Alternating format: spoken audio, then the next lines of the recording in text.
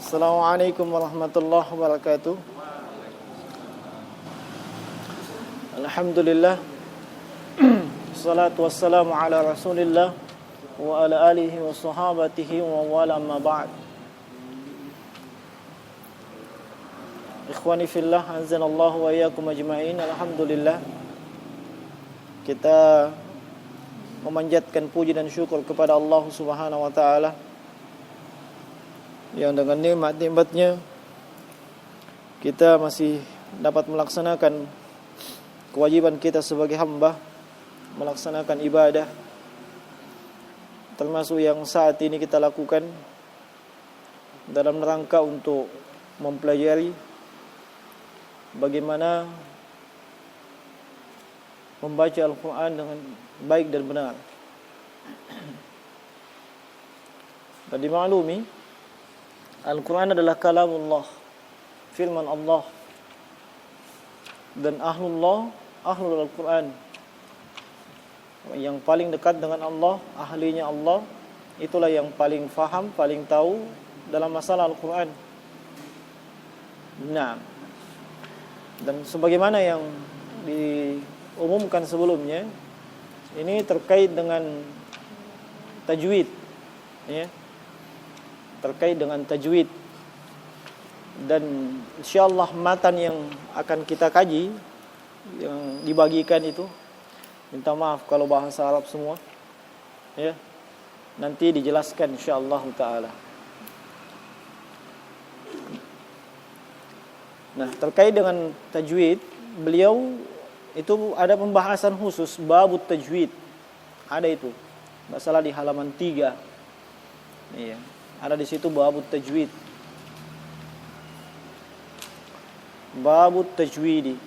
Iya. Tapi kita tidak langsung menuju ke sana. Hanya mengisyaratkan saja. Kita mulai dari awal. Nah, dan sebelum masuk ke manzumah ini, atau dikenal dengan Matan Al-Jazariyah,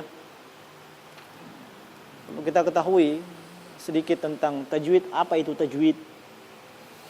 Tajwid, iya, kalau dilihat dari sisi bahasa, dari kata jawwada yujawwidu tajwidan. Iya, jawwada yujawwidu tajwidan. Artinya membaguskan. Tajwid itu artinya membaguskan dari sisi bahasa. Nah, kalau istilahnya atau terminologinya itu diungkapkan oleh sejumlah ulama, khususnya di bidang qiraah, dengan ungkapan yang bermacam-macam, tapi tidak terlalu jauh maknanya. Imam Al-Jazari sendiri di sini, beliau mengatakan i'ta'ul hurufi haqqaha min kulli sifatin wa mustahaqqaha. Itu menunaikan hak dari setiap huruf, min kulli sifatin, dari setiap sifat, dan wa mustahaqqaha. Kalau definisi yang paling lengkap, yang sependek yang pengetahuan saya, yaitu ikhraju kulli harfin min makharijihi ma'i'ta'ihi haqqahu wa mustahaqqahu. Tajwid itu mengeluarkan setiap huruf hijaiyah, ya, mengeluarkan setiap huruf min makharijiha, dari tempat keluarnya. Dari mana dia keluar, ya, kita keluarkan demikian, kita baca demikian. Nah, nanti yang awal yang kita pelajari itu makharijul huruf, di mana tempat-tempat keluarnya huruf itu. Itu secara umum ada 5 tempat.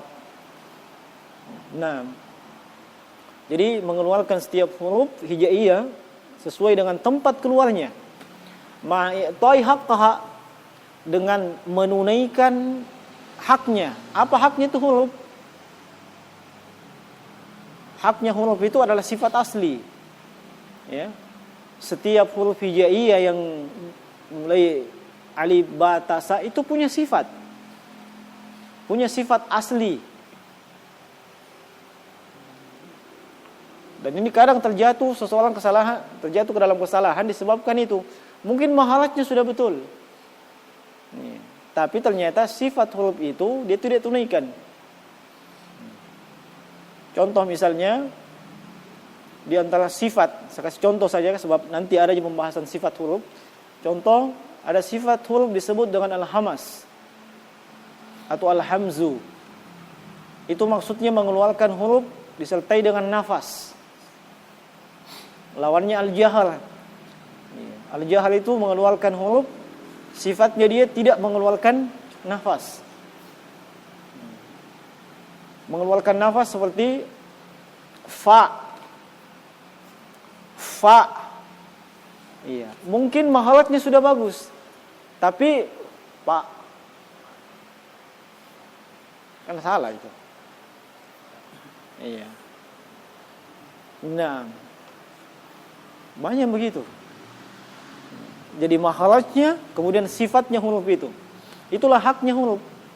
Apakah dia isti'la dengan lidah terangkat ke langit-langit mulut seperti huruf dha.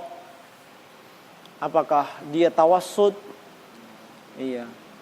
Maksudnya tawassut agak pertengahan, dia tidak tebal, dia juga tidak terlalu tipis. Contoh saja, wa 'alallahi falyatawakkalul mu'minun.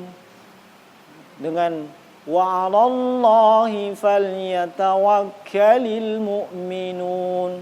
Yang mana yang salah di situ? Yang salah yang kedua. Meskipun kedengarannya benar semua. Wa 'ala, lamnya tawassut. Dibaca saja wa 'ala. Kadang-kadang yang baca terpengaruh dengan lafzul jalalah yang tebal. Wa 'alallahi. Salah itu. Lahan itu namanya. Wa 'ala. Lam. Iya. Waladhdallin. Waladdo, bukan walad. Linnya juga terlalu tebal, enggak tipis dia. Itu kadang tidak diperhatikan, mungkin tidak tahu ya. Nah, itu haknya huruf. Haknya huruf sifatnya. Sifatnya dia bagaimana? Nah, jadi mengeluarkan huruf dari mahalatnya, kemudian sifatnya dengan menunaikan haknya. Haknya sifat huruf itu, sifat aslinya. Wa mustahaqquha. Apa mustahiknya huruf? Sifat yang terjadi ketika huruf itu ada pada keadaan tertentu. Misalnya bertemu dengan huruf lain. Misalnya juga dia ada tasydid, ada sa'dunya.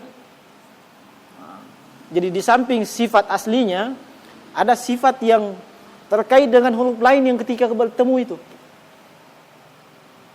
Makanya kadang kita jumpai dalam satu huruf itu kadang ada 5 sifat minimal ketika dibaca. Minimal ada 5 sifat. Sifat aslinya dengan sifat yang terkait dengan pertemuan dia dengan termasuk di dalamnya itu mustahaqqiha, yang hukum-hukum mati, hukum-hukum nun mati, hukum-hukum mim mati dan seterusnya. Iya. Seperti ikhfa, ya. Ikhfa nun mati ketemu dengan 15 huruf, nun atau tanwin bertemu 15 huruf. Anta. Iya, nun di situ, anta, nun ketemu dengan ta. Itu bacaannya ikhfa. Iya, anta. Iya. Nah, minimal ditahan 2 halakat. Itu mustahikinya. Iya. Jadi tajwid, 1 dikeluarkan sesuai tempat keluarnya, ditunaikan sifat aslinya, dan sifat tertentu yang terjadi di saat huruf itu bertemu dengan huruf yang lainnya. Nah, itulah dikatakan tajwid.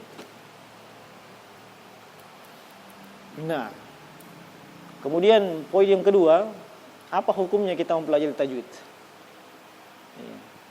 Saya tidak langsung ke utamaannya, hukumnya dulu. Hukum mempelajari tajwid itu wajib. Hukum mempelajari tajwid hukumnya wajib. Ini ditegaskan oleh Imam Jalaluddin As-Suyuti rahimahullah dalam Al-Itqan fi Ulumil Quran. Itu wajib. Cuma ada rinciannya. Mempelajari tajwid secara teoritis, tahu mana ini begini, ini sifatnya ini begini, ini dan seterusnya, tahu ini ikhfa, idgham, tahu istilah-istilahnya. Teorinya itu hukumnya fardu kifayah. Artinya kalau sudah ada sebagian yang tahu semua itu istilahnya, sudah cukup. Tapi membaca Al-Quran dengan tajwid, itu hukumnya fardu ain. Fardu ain. Paham maksudnya ya? Sehingga kadang orang tidak tahu itu, tidak tahu istilahnya ini apa. Tapi dia baca Al-Quran sesuai kaidah tajwid. Iya. Yang izhar, yang jelas. Dia tidak tahu, kata di sarah izhar. Tidak tahu, tapi dia baca dengan izhar. Dia tidak tahu istilahnya toh. Iya, idgham. Iya, misalnya idgham bila gunna. Iya, nun ketemu dengan ra misalnya. Dia tidak tahu, oh ini idgham bila gunna, tapi dia baca sesuai dengan kaidah idgham bila gunna.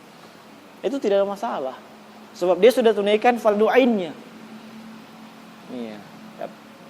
Fardu kifayah, kita tahu semua istilah-istilahnya. Nah, apa dalilnya fardu? Apa dalilnya itu wajib? Salah satunya yang kita baca tadi di dalam surah Al-Muzammil. Allah Subhanahu wa taala berfirman, "Warattilil Qur'ana tartila." Dan tartilkanlah Al-Qur'an dengan benar-benar tartil. Iya, dengan benar-benar tartil. Lalu apa yang dimaksud dengan tartil? Iya, tartil seperti kata Ali bin Abi Thalib radhiyallahu ta'ala anhu.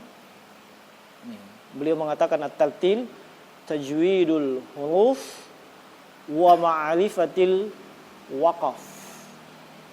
Tajwidul huruf. Tajwid tadi membaguskan ya.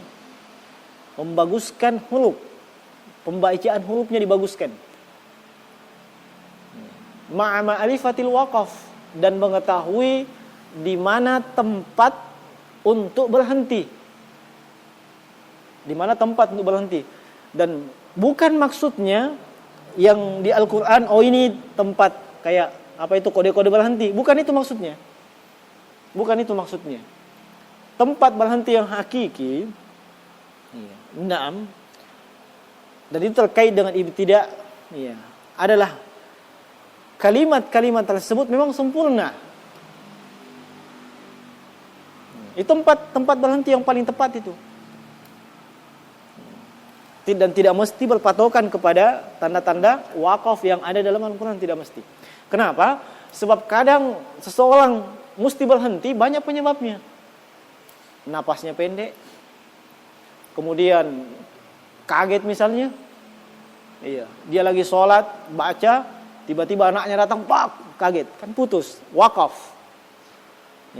Atau mungkin bersin. Banyak penyebabnya orang wakaf.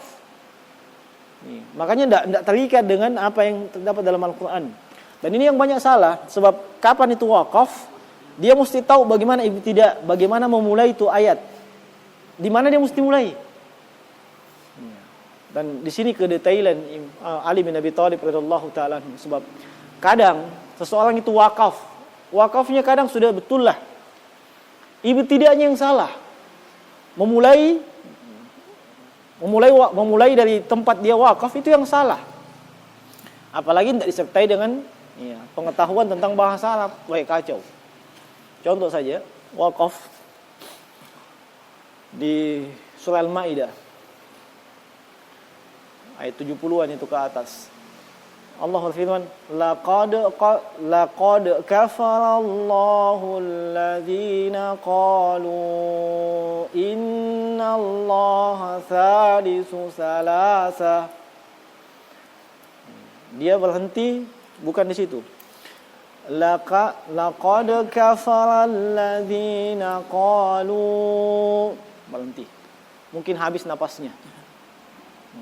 Waqaf, berhenti. Tapi dia nyambungnya langsung di mana? Innallaha thalithu salasa.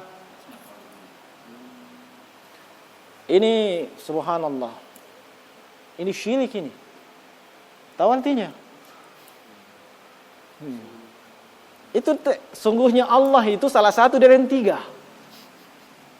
Lihat kalau salah wakaf, wakafnya mungkin benar tapi tidaknya. Dia mulai dari mana? Harusnya dimulai dari Kalau saya pribadi tidak akan wakaf di situ. Kalaupun mesti wakaf, sambungnya laqad kafara alladziina qalu innallaha tsalitsu salasa. Yang mereka mengatakan bahwa Allah salah satu dari yang tiga. Jangan langsung ditetapkan innallaha tsalitsu salasa. Wah. Itu wakaf kurang ajar bede. Nah, wakaf yang tidak benar itu. Nah, makanya taltil kata Ali bin Abi Thalib radhiyallahu taala anhu, dia kasih bagus itu hurufnya, tahu di mana dia wakaf, di mana dia mulai. Wakaf dengan ibtida tidak bisa dipisahkan. Kadang salah wakaf, maknanya dengan ayat sebelum dengan potongan berikutnya keliru juga. Parahnya lagi ibtidanya tidak tahu di mana mau mulai. Itu penting sekali. Yang sangat membantu itu pemahaman dengan bahasa Arab. Itu sangat membantu sekali. Kapan orang yang paham bahasa Arab, dia agak mudah itu di mana ditempatkan ini wakaf, di mana dia mau mulai. Sebab dia tahu makna. Dia tahu artinya. Nah, itu tartil. Jadi warattilil Qur'ana tartila. Allah tidak mengatakan sekedar tartil saja, ditekankan tartila dengan setartil-tartilnya. Dengan sebaik-baiknya. Ini dalil ya, bahwasanya itu wajib. Warattilil Qur'ana tartila. Nah, dan di sini di manzumah ini Imam Ibnul Jazari sendiri menekankan al-akhdhu bit tajwid hatmun lazimun. Mempelajari tajwid itu adalah hatmun, sesuatu yang mesti, yang harus. Man lam yujawwidil Qur'ana asimun. Siapa yang tidak mentajwidkan Al-Qur'an berdosa. Mati. Jadi banyak ini imam yang mesti berdosa. Ini kalimat beliau malam yujawidil Quran atimun, jangan langsung ditafsirkan. Madosa ngasan tahu. Nah, tidak demikian. Tapi mereka yang memang berdosa adalah yang betul-betul tidak mau peduli dengan hal tersebut. Yang penting baca. Tidak ada kepedulian, kemudian sengaja terjatuh ke dalam kesalahan. Itu yang berdosa. Adapun yang tidak tahu, dia tidak berdosa, dia mendapat uzur, tapi dia wajib untuk bertanya. Dia wajib untuk bertanya.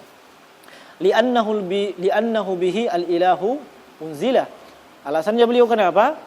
Allah menurunkan Al-Quran dengan tajwid. Wa hakaza minhu ilaina wasalah. Dan demikianlah Al-Quran dengan tajwid sampai kepada kita. Baik, poin ketiga. Tujuan mempelajari tajwid. Ini kita ringkas-ringkas saja nih. Tujuan mempelajari tajwid. Tujuan pokok kita mempelajari tajwid. Satu, untuk terhindar dari lahan. Ya, kalau dalam bahasa Arab huruf lam, ha dan nun. Apa itu lahan? Kesalahan. Ya, kesalahan. Dan ini dua macam ya. Ada disebut dengan lahnul jeli, ada juga disebut dengan lahnul khafi. Lahnul jeli itu kesalahan yang nyata, yang nampak, menyelisihi urf, kebiasaan ya, ulama ahli qiraah. Ya. Naam. Meskipun tidak merubah makna, atau lebih parah merubah makna. Itu kesalahan yang nampak, yang nyata. Jeli. Dan ini kalau disengaja hukumnya haram. Iya, hukumnya haram. Haram. Contoh. Alhamdulillahi rabbil alamin. Benar atau salah itu? Hah? Apanya salah? Iya, ainnya salah. Dia baca alif. Nah. Alhamdulillahi rabbil alamin. Harusnya baca alamin. Iya. Bukan huruf alif. Alamin. Itu kesalahan jeli itu. Kalau dia sengaja, haram itu, berdosa dia. Iya. Huruf alif, huruf ain diganti dengan alif. Iya. Huruf za diganti dengan za. Iya. Nah, baik, saya salat di Belimbing itu, saya tidak usah buka aib, tapi saya cuma sebutkan kesalahan saja. Iya. Yang sering dibaca itu kan surah Al-A'la. Iya, sanuqri'uka fala tansya. Tapi suaranya luar biasa bagus. Itu salah. Bukan tansya, tansa. Dan itu sudah merubah makna. Ya, tansa, kamu tidak lupa. Tansya, kamu hidup berkembang. Sudah merubah makna. Iya. Itu lahnul jali. Kemudian yang kedua, lahnul khafi, kesalahan yang samar tersembunyi. Ini biasanya dia tidak menunaikan mustahiknya huruf atau mustahiknya kalimat. Contoh, dia tidak menggunnah yang mesti digunnah. Iya. Dia tidak mendengungkan yang mesti didengungkan. Yang bacaan mat panjangnya 4 harakat atau 6 harakat, dia cuma baca 2. Ya. Itu kesalahan yang samar. Dan ini hukumnya makruh. Nih ya. Ini hukumnya makruh. Nah, kita belajar itu tujuannya itu. Yang kedua, tujuannya kita belajar ilmu tajwid supaya bacaan Al-Qur'an kita betul-betul sesuai dengan urf Arabiyyin mubin. Betul-betul sesuai dengan dialek, logat Arab yang murni. Kenapa? Sebab bacaan kaum muslimin itu sangat dipengaruhi oleh logat dan dialek. Iya. Kalau orang yang bagus tajwidnya, yang di belakang, kalau dia jadi imam, kita tidak tahu di belakang ini orang asli mana. Tapi kalau tidak, dari belakang kita sudah tahu, Bugis ini. Iya. Ada ikut anunya, apa? Dialeknya. Iya. Bugis ini, orang anu ini, Toraja ini. Iya. Makassar ini. Iya. Itu ketahuan sekali. Nah, ana pernah bermakmum di belakang Ustadz siapa itu? Muhammad Naim dari Gelenjang Madinah itu. Iya. Saya tidak tahu bahwa beliau yang jadi imam ketika itu. Siapa ini? suaranya. Padahal beliau orang Jawa ya. Kalau orang Jawa sebenarnya, kalau sesuai dengan dialek Jawanya, ketahuan sekali tuh dia orang Jawa. Ketika baca, sangat ketahuan. Orang Jawa di depan ini. Tapi beliau subhanallah, siapa ini? Iya. Nanti selesai subhanallah.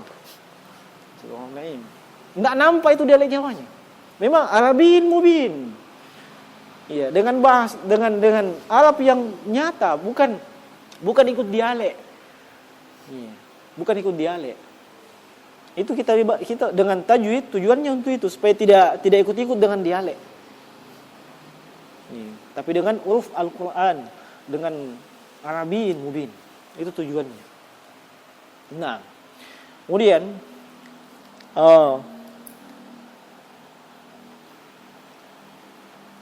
bicara tentang keutamaan ilmu tajwid, saya pikir jangan. Iya, keutamaan itu kan ya motivasi. Insyaallah semuanya sudah termotivasi. Banyak. Atau mau disebutkan motivasi cukup satu saja yang sering kita dengarkan, khairukum man ta'allama al-Qur'ana wa 'allama. Yang terbaik antara kalian adalah yang belajar Al-Qur'an dan yang mengajarkannya. Termasuk itu. Baik, kita masuk ke sana saja supaya tidak terlalu banyak mukaddimahnya.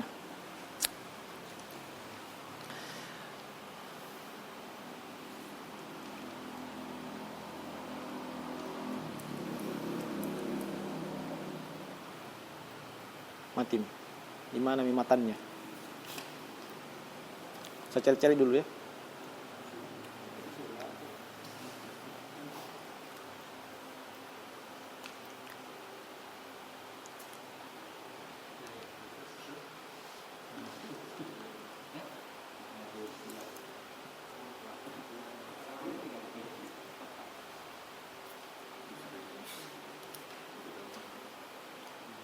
Baik. Langsung di halaman 1 ya. Sesuai dengan fotokopian yang ada. Tidak apa-apa, ini semua dipakai nanti. Baik. Dipakai semua itu, yang penting benar bukunya. Asal bukan dari golongan sesat. Bukannya dari ajaran sesat toh? Oh. Dipakai aja nanti, sekarang saja. Nah, beliau mengatakan rahimahullah manzumatul muqaddimah. Manzumah itu dari kata nazam, bait-bait syair. Matan bait-bait syair. Yang biasanya berisi pokok-pokok ilmu. Biasanya berisi pokok-pokok ilmu. Tujuan dibuatnya manzumah, salah satu tujuannya memudahkan penuntut ilmu. Makanya setelah hafal Al-Quran, setelah hafal hadits, penuntut ilmu disuruh hafal manzumah, matan. Setelah itu disyarah, dijelaskan. Itu pokok-pokoknya ilmu itu, manzumah itu. Disajikan dalam bentuk syair. Itu manzumah. Makanya ada manzumah Baikuniyah, manzumah Mimiyah, kan begitu. Dan seterusnya. Itu pokok-pokok ilmu sebenarnya di situ. Nah, taib. Al-Muqaddimah. Nah ini manzumah atau bait-bait syair yang pendahuluan. Ini sebenarnya muqaddimah, pendahuluan di awal. Nah, fi ma yajibu ala qari'i al-Qur'an ayya'lamu. Yang muqaddimah atau manzumah muqaddimah ini wajib bagi setiap qari al-Qur'an. Wajib bagi setiap orang yang mau membaca Al-Quran. Ayya'lamuhu. Untuk mengetahuinya dulu. Terlebih dahulu dia mesti tahu dulu itu. Setelah itu beliau mengatakan Bismillahirrahmanirrahim. Ini kebiasaan para ulama ya, memulai dengan basmalah. Taib. Yaqulu raji'i afwi rabbis sami' Muhammad ibn al-Jazari Asy-Syafi'i. Yaqulu, beliau berkata atau dia berkata, raji'i, dengan mengharapkan afwi, ampunan, Rabbis sami'i, ampunan dari Rabb. Rabb di sini maksudnya Allah Subhanahu wa taala. Kalau kalimat Rabb disebutkan mutlak itu untuk Allah. Kalau dia diidhafah, tergantung idhafahnya kemana. Ya, tergantung idhafahnya kemana. Seperti Rabbul Bait. Ya, itu bukan Allah di situ. Ya. Rabbul Bait, kita ada lagi di rumah, oh ini Rabbul Bait. Nah, itu pemilik rumah. Ya, tapi kalau kalimat Rabbun disebutkan mutlak, itu Allah itu. Kemudian Sami'i, Allah yang maha mendengar. Muhammadu ibnul Jazari. Nah, siapa yang berharap ampunan Allah yang maha mendengar? Muhammad ibnul Jazari Asy-Syafi'i. Inilah penulis manzumah ini. Muhammad ibnul Jazari. Iya. Asy-Syafi'i. Ini bukan nama lengkapnya. Kalau nama lengkapnya beliau Muhammad bin Muhammad bin Muhammad bin Ali bin Yusuf Ibn Jazari. Itu nama lengkapnya. Beliau namanya Muhammad, bapaknya juga Muhammad, kakeknya juga Muhammad. Bayangkan. Sedemikian fanatiknya dengan nama Muhammad. Makanya beliau punya nama Muhammad bin Muhammad bin Muhammad bin Ali bin Yusuf Ibn Jazari. Ya? Jelas itu. Nah, kita sekedar mau tahu siapa beliau ini. Kita sebutkan saya secara ringkas ya. Kalau kunyah beliau Abul Khair. Kunyah beliau Abul Khair. Nah, beliau diberi lakab Syamsuddin. Diberi lakab Syamsuddin. Beliau lahir rahimahullah di Syam, Damaskus. Sekarang ini namanya sudah jadi Suriah. Iya, beliau kelahiran Suriah lah. Nah, beliau lahir pada malam ke-25. Iya. Malam ke-25 dari bulan Ramadan. Jadi beliau lahir pada bulan Ramadan, malam ke-25 tahun 751 Hijriah. Nah, tahun 751 Hijriah beliau lahir, malam Sabtu. Terus beliau menghafal Al-Quran di usia muda. Berhasil menghatamkan Al-Quran pada usia 13 tahun.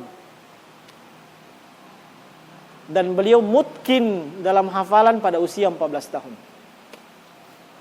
Paham maksudnya? Berhasil menghafal Al-Quran pas usianya 13 tahun. Kemudian mutkin dari sisi hafalan pada usia 14 tahun. Tahu mutkin? Di sini. Di tajwid itu ada 3 tingkatan. Di tahsin, bagian dari tajwid itu tahsin. Tajwid punya 3 tingkatan. Pertama tahsin, yang kedua takmil, yang ketiga itqan, mutkin. Kalau tahsin ada 2. Tahsinul huruf dengan tahsinul saut. Tahsinul huruf ya tadi, keluarkan dari makhrajnya, tunaikan haknya dan mustahikinya. Itu tahsinul huruf. Tahsinus saut, memperbaiki, memperbagus suara. Memperbagus suara di sini bukan suaranya dipaksa kasih indah, tidak. Tapi sesuai dengan suara antum masing-masing. Yang punya suara seperti apa? Ya. Suara drum yang dipukul ya, silakan. Tidak ada masalah. Mau suaranya serak-serak becek, tidak ada masalah. Bukan itu, tapi maksudnya tahsinus saut itu ibrazul ma'ani. Ketika membaca suatu ayat, yang memang butuh untuk ibrazul ma'ani, butuh untuk dinampakkan makna dari ayat tersebut. Dinampakkan makna dari ayat tersebut. Itu dengan penekanan dari suara. Ghairil maghdubi alaihim waladdallin. Itu biasa-biasa. Tidak ada ibrazul ma'ani. Ya, ghairil maghdubi alaihim waladdallin. Ada penekanan, utamanya terkait dengan perintah Allah, larangan Allah dalam Al-Quran. Itu namanya ibrazul ma'ani. Itu tugas, disitulah tugasnya tahsinus saut. Ada yang ditekankan. Iya. Wa 'alallahi wa 'alan walillahi 'alan nasi hijjul baiti man istata'a ilaihi sabila. Itu beda kalau ada penekanan. Walillahi 'alan nasi hijjul baiti man istata'a ilaihi sabila. Ada yang ditekankan di situ. Itu namanya tahsinus saut. Bukan mesti dikasih jernih, mesti makan daging, tidak dikunyah, ya, diikat dengan benang, ditelan, kemudian ditarik keluar. Bukan itu maksudnya. Sesuai dengan suaramu. Ya, tapi ada ibrazul ma'ani. Nah, tingkatan yang berikutnya itu takmil. Nah, itu yang belajar ikhfa'nya, idghamnya dan seterusnya. Ya. Dan tingkatan paling terakhir itqan, mutkin. Iya. Tidak bisa langsung mutkin kalau tidak lewati tingkatan kedua. Tidak bisa juga lewati tingkatan kedua kalau yang tingkatan tahsin tadi belum. Tidak bisa. Tidak bisa lompat-lompat. Iya. Harus tahsin dulu, tahsinul huruf dengan tahsinus saut, kemudian masuk ke takmil, penyempurna. Iya, penyempurnanya. Setelah itu baru mutkin.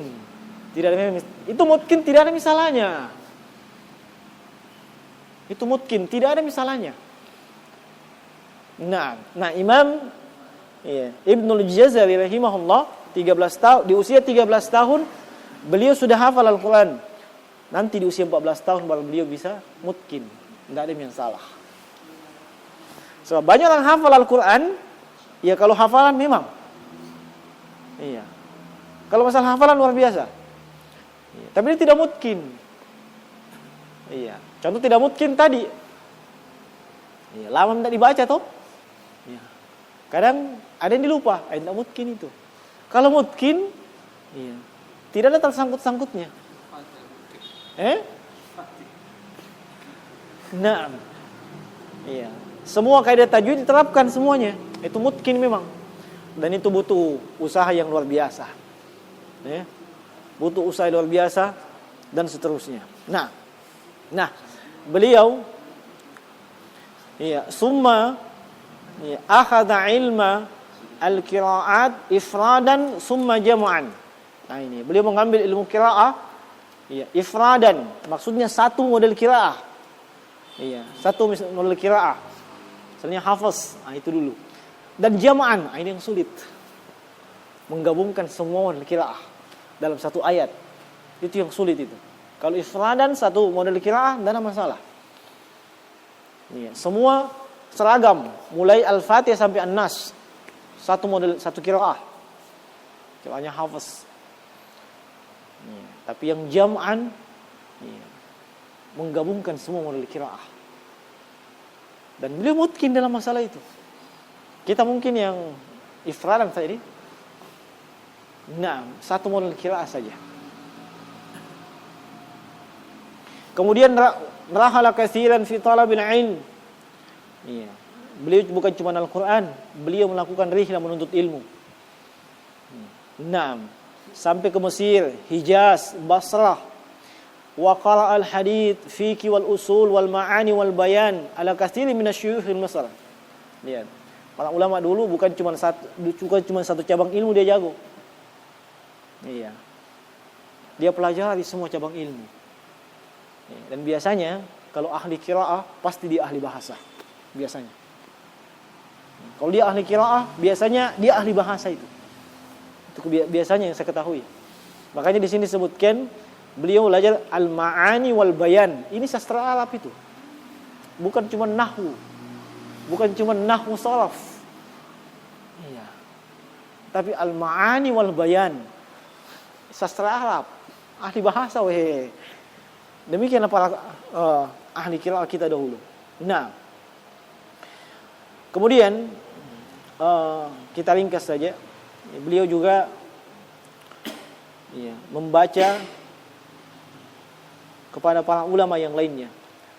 Dan beliau sempat belajar kepada Abul Fida Ibnu Katsir, Ismail Ibnu Katsir rahimahullah, sahibut tafsir, penulis tafsir. Nah, beliau pernah belajar sama Imam Ibnu Katsir.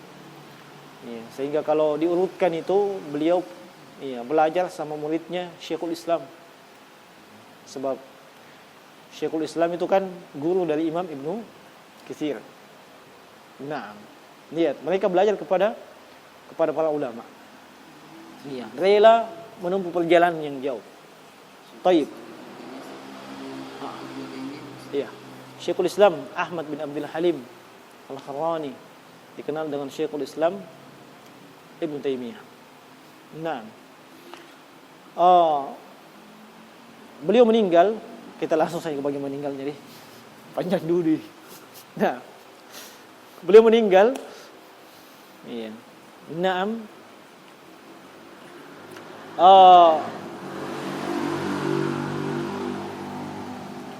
Pada hari Jumat di bulan Rabiul Awal tahun 833 Hijriah. Naam. Taib, sudah meninggal. Kalau panjang nanti. Kita kembali kepada matan tadi. Ini kita tidak baca dari mukaddimahnya, sebab yang dicetak itu bukan dari mukaddimahnya. Nah, sampai di mana tadi? Muhammad Ibnul Jazari Asy-Syafi'i. Ini menunjukkan mazhabnya, mazhab dari fikih Syafi'i. Nah, kemudian alhamdulillahi wa sallallahu ala nabiyhi wa mustafahu. Segala puji bagi Allah. Ini metodologi para ulama, memulai dengan basmalah dan memulai dengan memuji kepada Allah. Nah, sebab segala sesuatu bisa kita lakukan, segala sesuatu bisa terlaksana itu karena Allah Subhanahu wa taala. Maka dia Allah yang pertama kali kita mesti puji, apapun yang terjadi. Meskipun di dalam musibah, ada kematian apa seterusnya. Tetap alhamdulillah. Kadang kita mendengar orang yang ceramah di taksiyah, innalillahi wa inna ilaihi raji'un. Ngapain? Meskipun taksiyah sedih, tetap alhamdulillah muqaddimahnya. Tetap alhamdulillah muqaddimahnya. Allah dipuji pada segala keadaan. Nah, dan makna alhamdulillah, segala pujian hanya milik Allah. Allah dipuji disertai dengan mahabbah wa ta'zim, kecintaan dan pengagungan. Itu makna alhamdulillah. Kemudian wa sallallahu ala nabiyhi, dan salawat atas Nabi sallallahu alaihi wasallam. Di sini beliau tidak sebutkan salam. Tapi konsekuensinya mesti salam. Kenapa? Dalam Al-Qur'an Allah Subhanahu wa taala berfirman, "Innallaha wa malaikatahu yusholluna 'alan nabiy ya ayyuhallazina amanu shallu 'alaihi wa sallimu taslima." Kenapa demikian? Sebab ini kan bentuknya syair. Nah, menjaga menjaga rimanya. Nah, biasanya syair begitu. Tapi konsekuensinya tetap bukan cuma salawat saja. Kepada siapa beliau bersalawat? Ala nabiyhi wa mustafahu. Atas nabi Allah Subhanahu wa taala. Dan mustafa ini dari kata safwah. Artinya al-mukhtar. Nabinya yang terpilih. Siapa nabinya yang terpilih? Muhammad wa alihi wa sahbihi. Naam. Yaitu Rasulullah Muhammad sallallahu alaihi wasallam. Wa alihi. Ini kadang dia bermakna keluarganya, kadang juga bermakna keluarga dan sahabat-sahabatnya. Tapi di sini disebutkan wa sahbihi, maka wa alihi maksudnya itu keluarga. Naam. Wa sahbihi. Naam. Di sini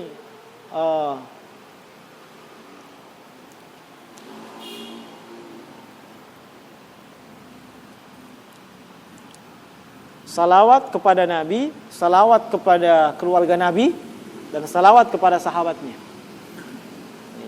Boleh mengirim salawat kepada selain Nabi kalau dia tabu'an, maksudnya diikutkan kepada Nabi. Tidak boleh istiqlalan, maksudnya tidak boleh dikhususkan. Salam kepada apa? Salam dan salawat kepada si fulan, tidak boleh. Ya. Itu ada kaidahnya ya. Ada kaidahnya dalam masalah fikih. Iya. Ma yajuzu tab'an wala yajuzu istiqlalan. Iya.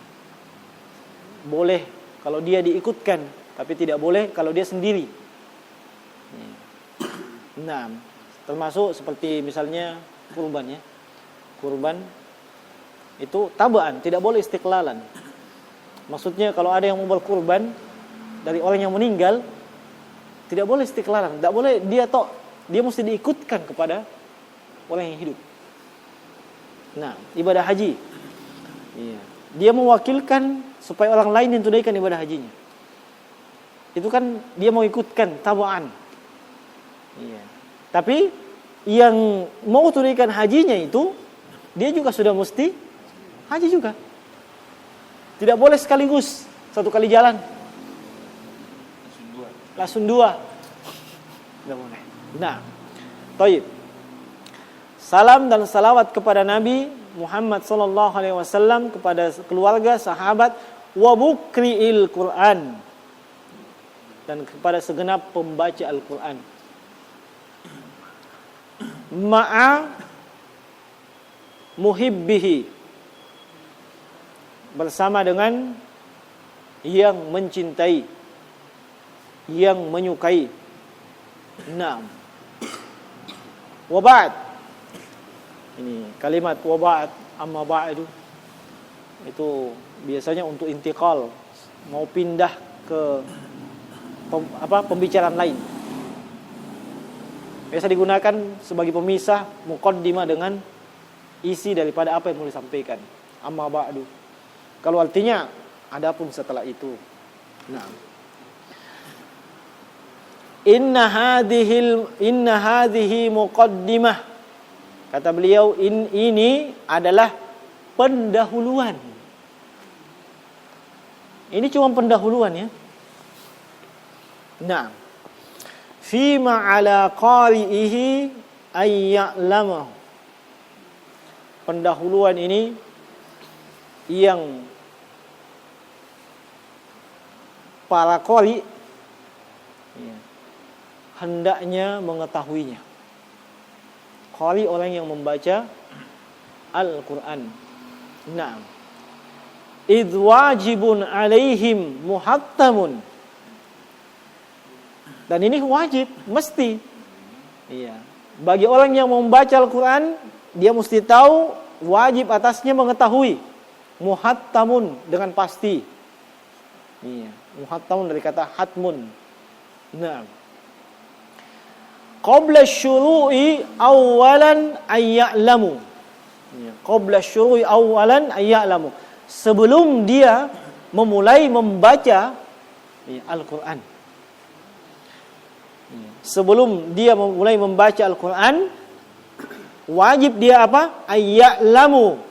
Untuk mengetahui makharijal hurufi was sifat. Mesti mengetahui, wajib dia mengetahui makhraj huruf dan sifat-sifat huruf. Ini dua yang paling pokok jemaah sekalian. Yang lain itu pernak-pernik istilahnya, pelengkap. Iya.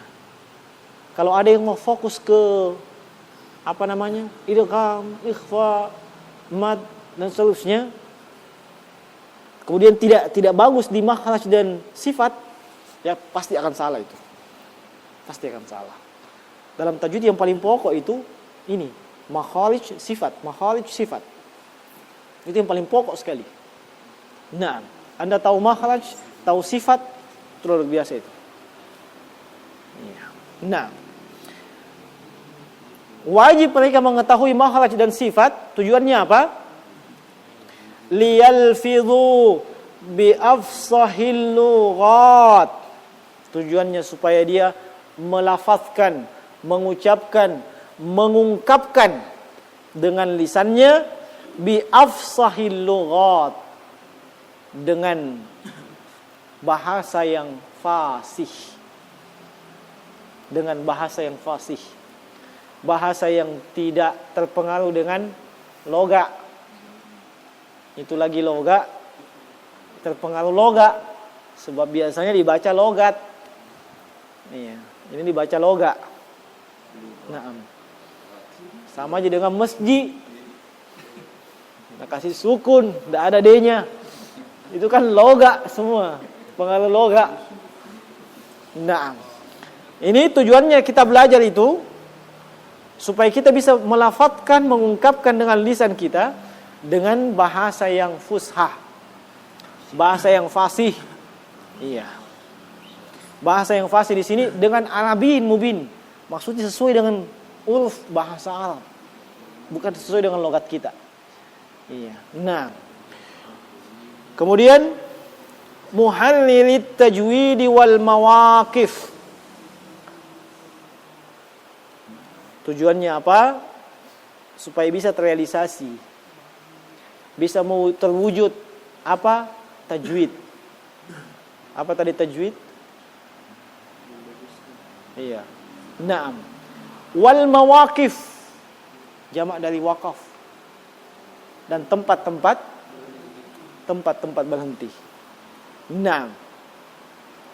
Ingat ya, mawaqif, waqaf sangat berkaitan dengan ibda. Kapan berhenti dan di mana mulai. Naam. Wa man ladzi usima fil masahib, dan juga supaya mengetahui apa-apa yang rusima fil masahif, apa-apa yang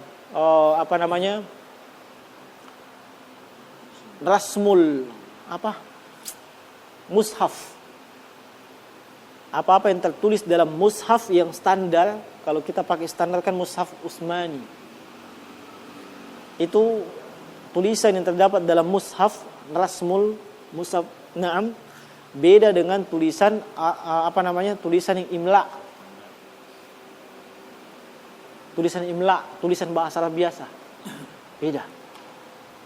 Naam. Dan kita pelajari itu supaya tahu bentuk-bentuk rasmul mushaf. Naam.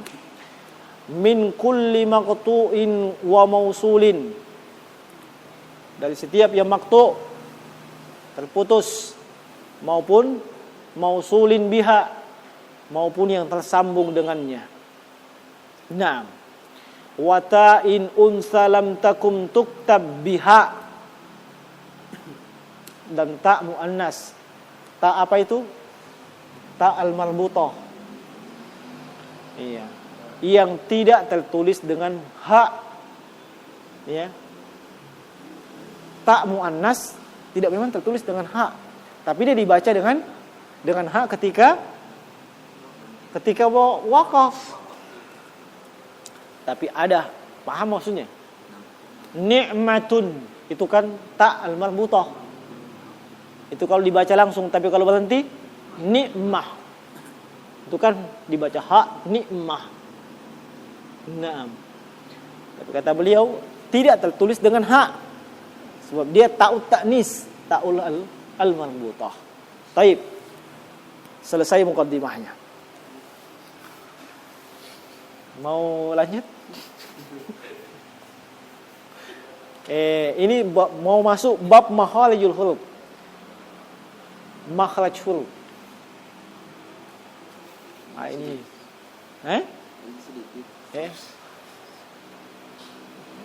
Saya tidak ada masalah. Cuma nih, ada yang melihat jam, ada yang melihat keliling-keliling. Ini, tuh ada yang belum makan. Nah, kita baru mau masuk di pamungkasnya, di mana keluar itu huruf. Iya, lanjut sedikit, ya. Lanjut sedikit, cuman sedikit saja, sekedar pengetahuan bahwa secara umum tempat makhraj huruf itu ada 5 tempat, ya. Ya, ada 5 tempat keluarnya huruf. Nah, rinciannya beliau sebutkan. Ya. Makharijul huruf 17. Ya. Ini untuk al-jawf, rongga mulut. Nah, al-jawf